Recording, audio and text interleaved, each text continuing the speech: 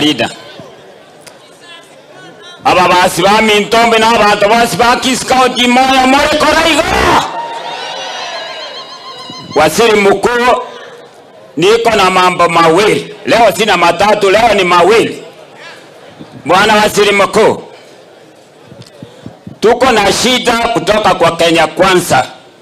Serikali ya Kenya Kwanza imefamia Kisii vibaya zaidi.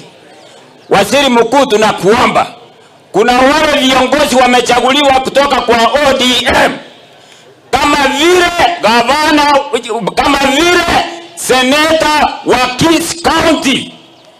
Tunakuomba wana Waziri Mkuu, huyu seneta amechukuliwa na UDA. Osora amebeba, amepeleka pale Karen, amepeana supu ya marenge,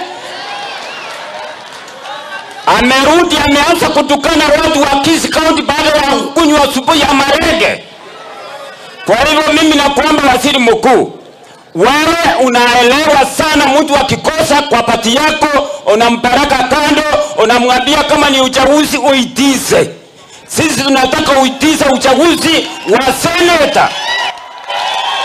Tunataka uchaguzi uitwe wa seneta, kwa maana hatuna seneta katika Kisi County.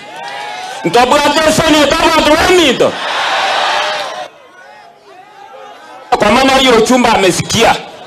Kwa maana Momaima ameyumba, ametoroka ODM, ameingia UDA, ameingia ndani ya serikali Kwanza, ameendelea kukunywa supu huko ya marenge.